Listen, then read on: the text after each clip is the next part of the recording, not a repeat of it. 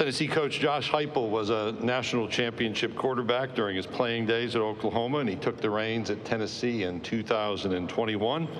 Last year, guiding the football program to its first appearance in the college football playoff. As a head coach, Josh has led his teams in winning nearly 75% of their games, nearly 70% of conference games in 7 seasons between Central Florida and the University of Tennessee. He is one of only 3 active bowl subdivision head coaches to lead multiple programs to New Year's 6 bowl appearances in the college football playoff era. Josh is a native of Aberdeen, South Dakota, where he grew up watching film with his father, Ken. Ken served as head coach of Division II Northern State University for 7 seasons. He and his wife, Dawn, have 2 children, a daughter, Hannah, and a son, Jace. Hannah's in that college-seeking experience, so we compared notes about that time in my life, which is always special. Please welcome to the stage University of Tennessee head football coach Josh Heupel.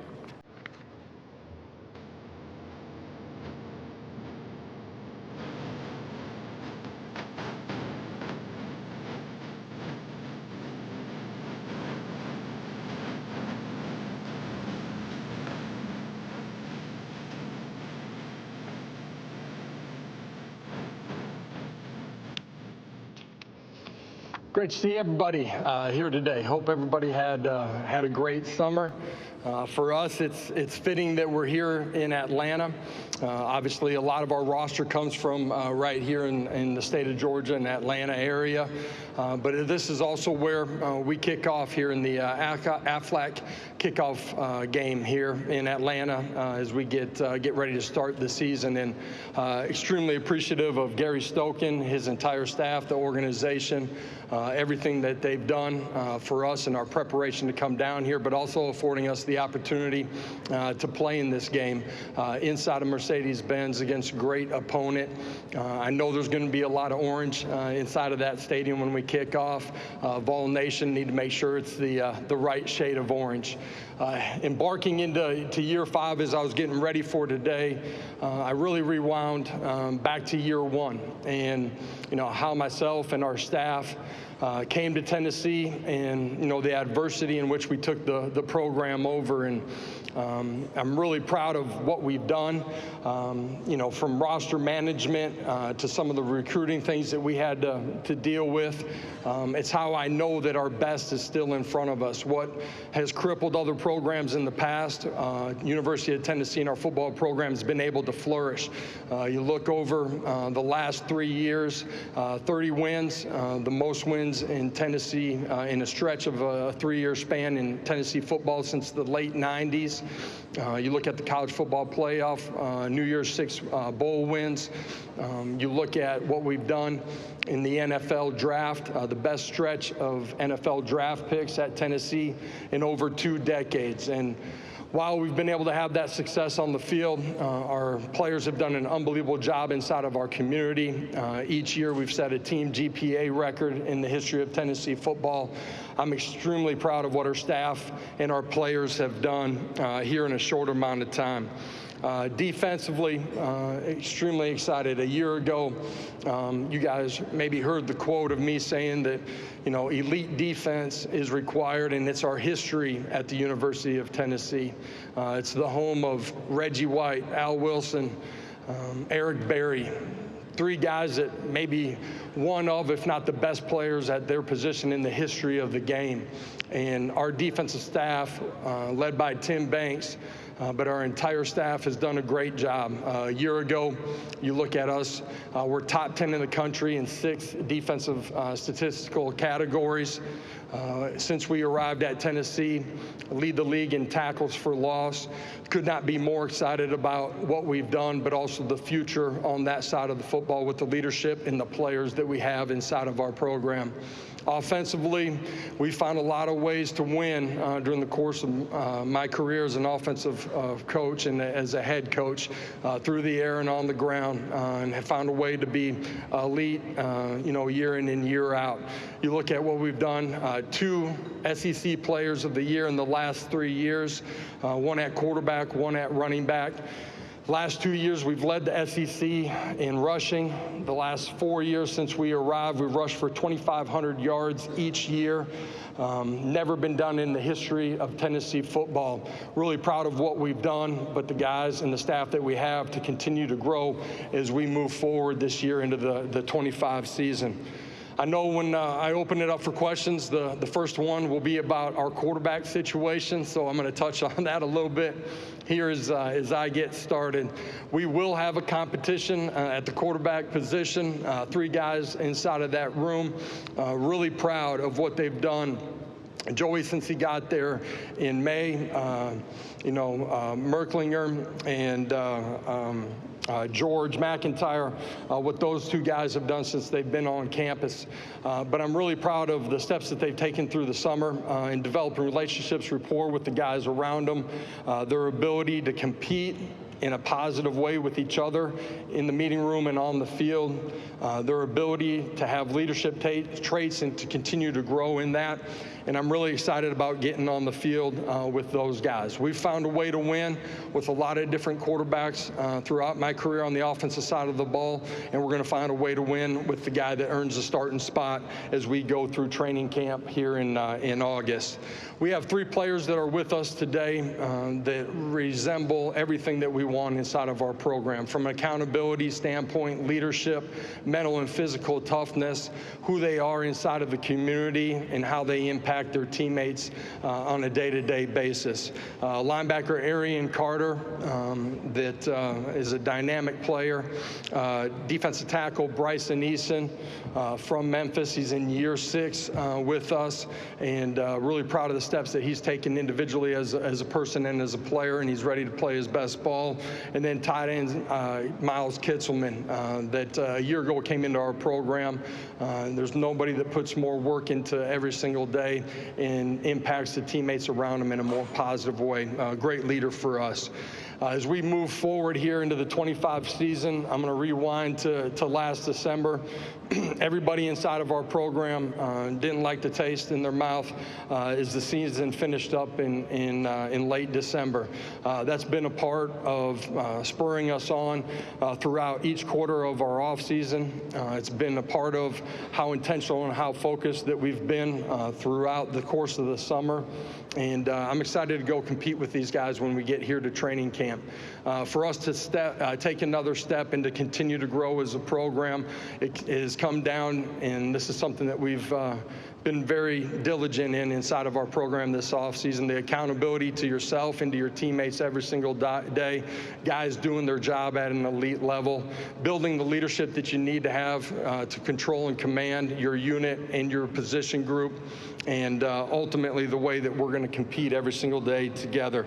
Our young guys don't have time to be young as we get to the fall, and that's been a part of the message that our leadership has applied to the young guys inside of our program. I'm extremely excited about the young talent and the young competitive traits that we have inside of it, but we got to have a great training camp here to go be the best version of ourselves as we get ready for the season. Excited to open up camp. Our fan base is nothing short of the best in college football. You look at our season ticket waiting list of over 24,000 fans, our home record 20-1 over the last 3 seasons. That's been a huge part of us continuing to create momentum in recruiting, and couldn't be more excited to get ready to go tee this thing up with these guys as we get to September. So with that, I'll open it up for questions.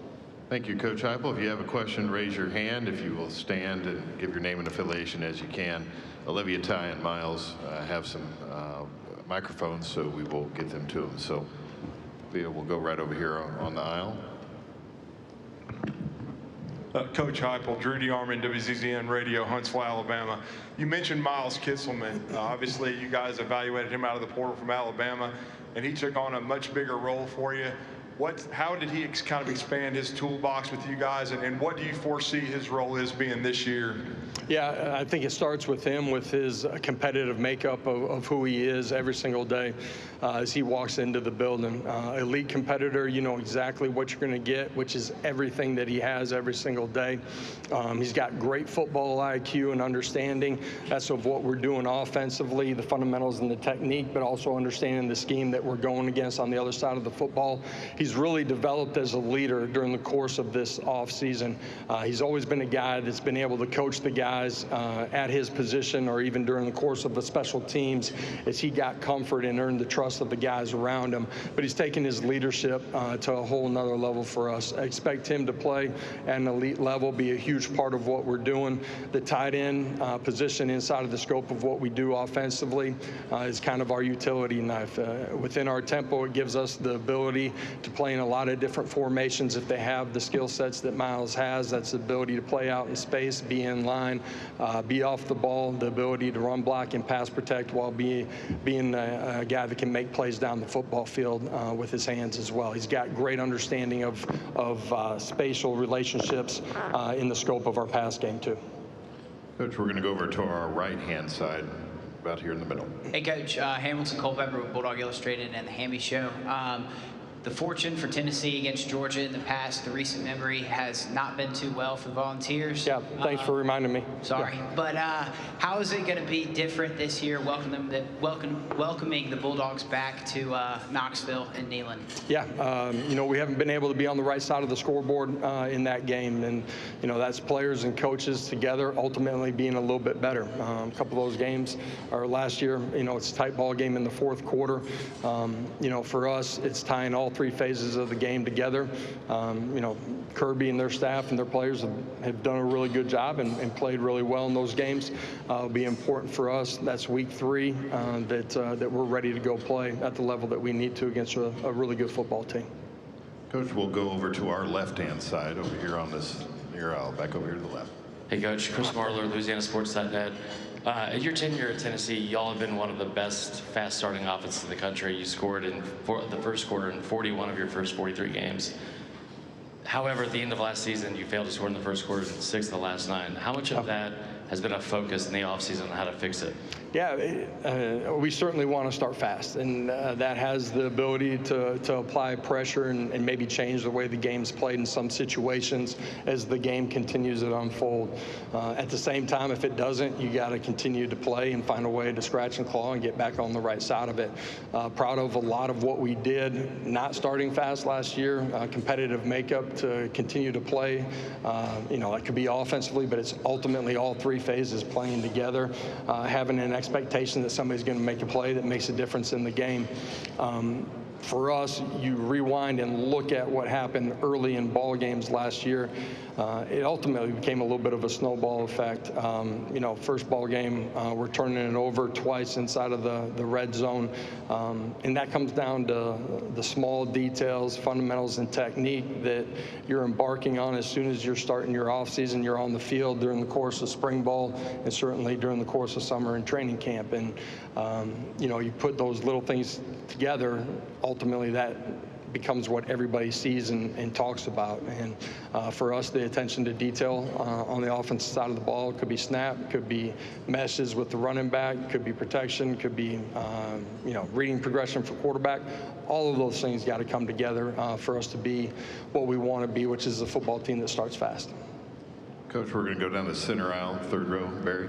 Yeah, Barry Trammell, Tulsa World. Hey, Bear. Josh, you lost a quarterback. A lot of people lose quarterbacks in the portal these days, but you lost one at a unique time, at the end of spring. What had you guys done to that point in the possibility of losing a quarterback? And what did you do in scramble mode? And going forward, what can programs do to prepare for that kind of unique situation? Well, ultimately, at the end of the day, it's never about who's not in your building. It's about who is in your building. And for us, you can lose a quarterback at a lot of different times, right? December transfer portal, spring transfer portal.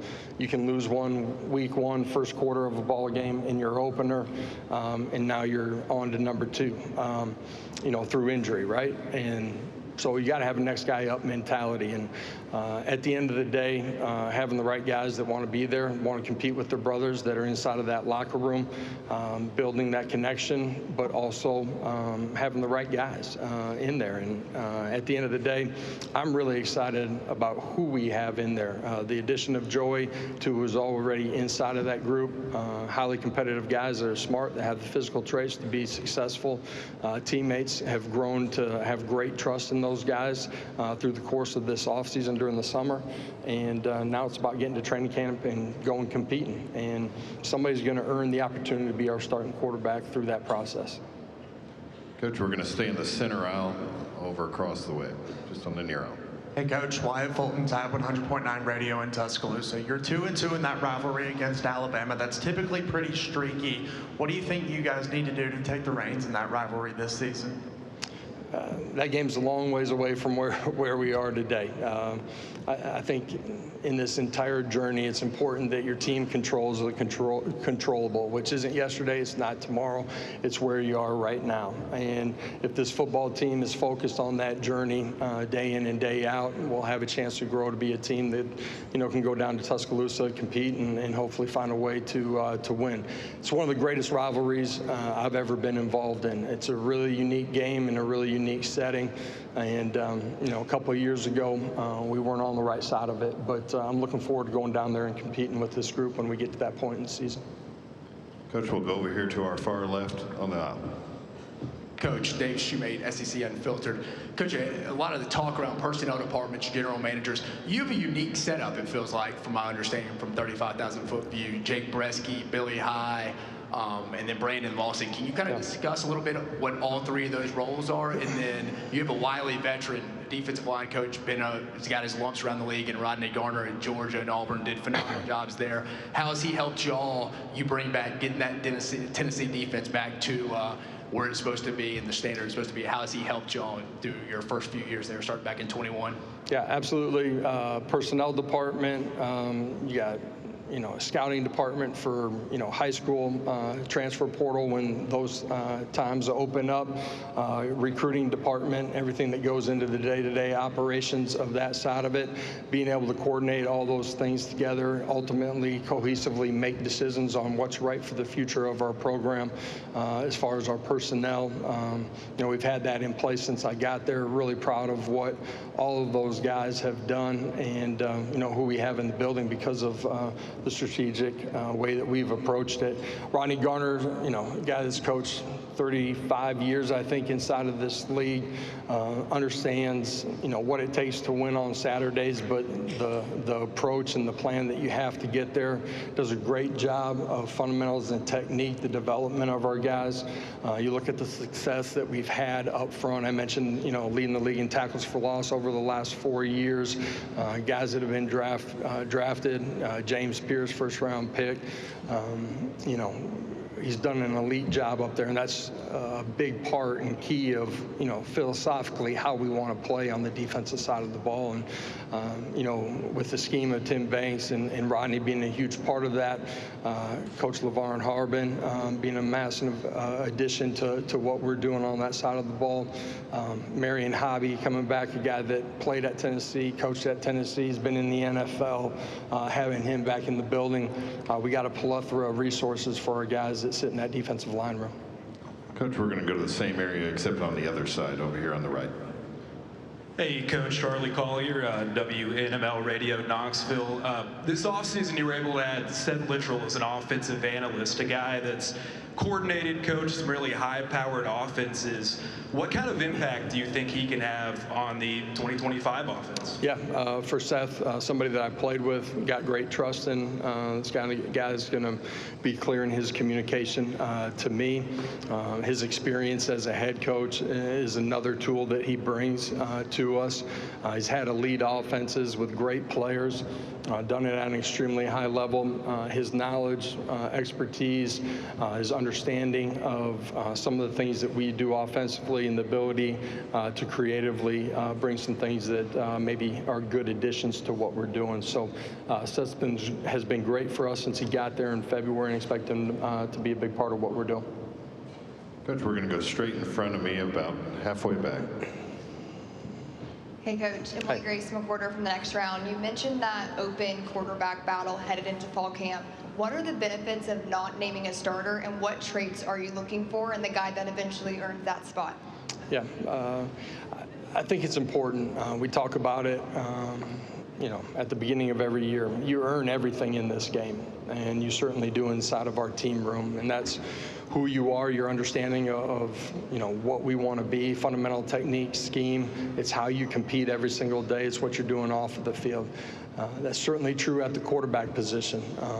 I think it's important, through my career as a player, as a coach, different spots that I've been, I think it's really important that everybody on your team sees that guy earn that job as well.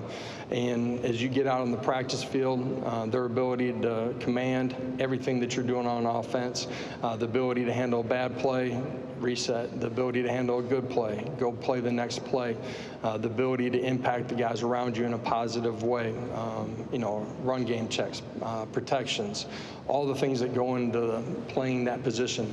I think it's really important that the guys around them see them earn it. And, through the course of training camp, we don't have a set timeline on when we want to announce somebody as our starter. Once somebody earns that opportunity, then they'll be named that guy. Coach, we'll go all the way near the back in this section in front of me.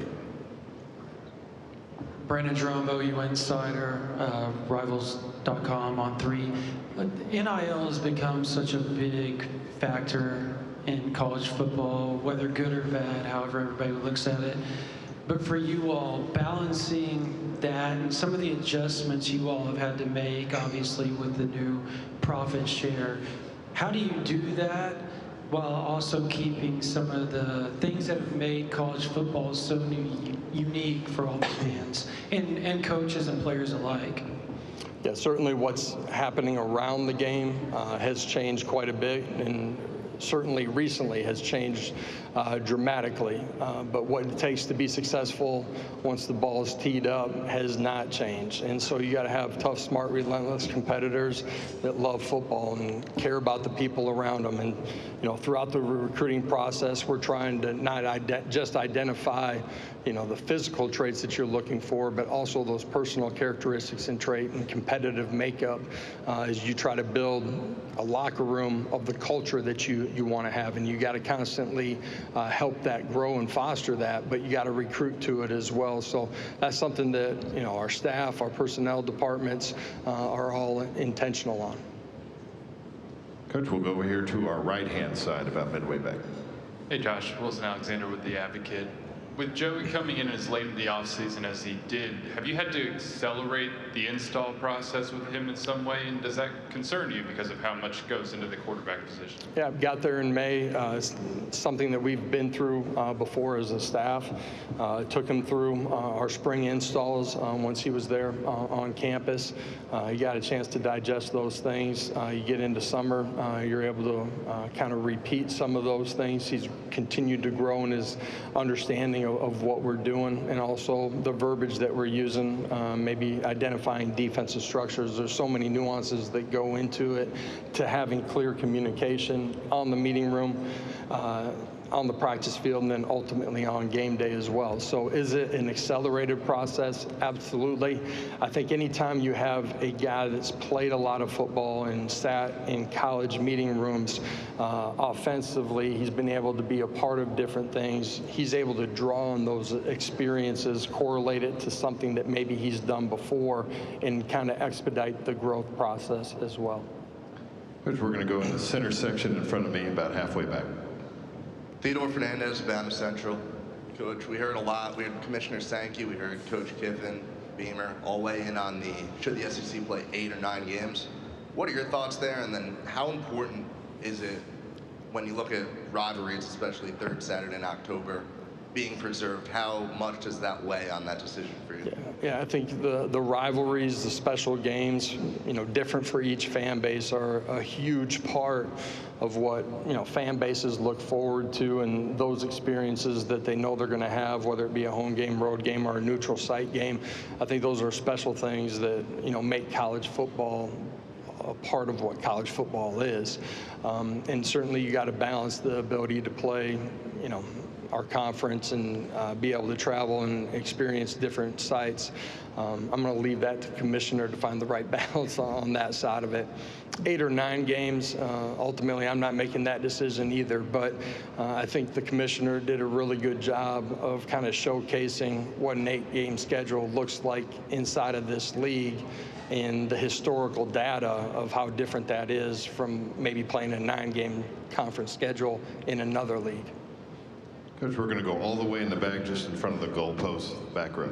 Coach Rob Brown, SEC Sideline Sports in Memphis. I'm married into the Ham family from Collierville, Tennessee, so I hear Vol talk all the time. You married up, buddy. It's right. The Power T, how big a deal is it for you? And you made a statement, which I have a ton of respect for. Nobody's bigger than the Power T, and we know what that was about.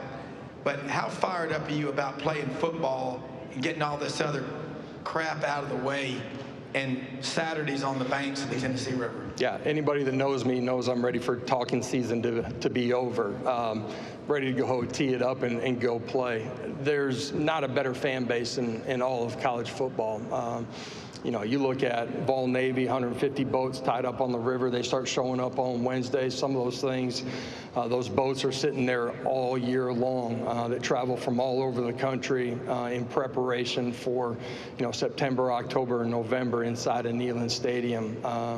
Our walk to the stadium is the most unique thing in sports that I've ever seen or experienced. 30 to 35,000 every Saturday. It's college football as good as it gets. And, you know, you look inside of our game day atmosphere, there's not a more passionate fan base. And to be a part of this iconic brand, to be leading this program with the type of leadership that we have on campus, but who we have in our staff room and the players that we have inside of our locker room is why I don't consider it a job. I get a chance to go compete every single day with people that I absolutely love. Coach, we have time for one more. We'll go here to the right. Michael. Michael Casagrande, AL.com. Sorry, one more bit of talking for you. Just wondering about the hurry up, no huddle offense. So where it's gone, how it's evolved since it kind of blew up about a decade ago. It's a little bit generic there maybe in the question. You're just talking about where it was 10 years ago and where it is today. I think it's still a part of what's going on inside of college football. There's been some rule changes that have maybe impacted some of the times or the moments during the course of the game where you can use that to your advantage. Some of those have recently changed here over the last couple of years. It's a way for us to try to apply pressure on defense. It's not what we do every single play, but it's a way for us to try to apply pressure, and I think that still rings true today as well. Coach Heupel, thank you for your time this afternoon. I appreciate it. Have a great day.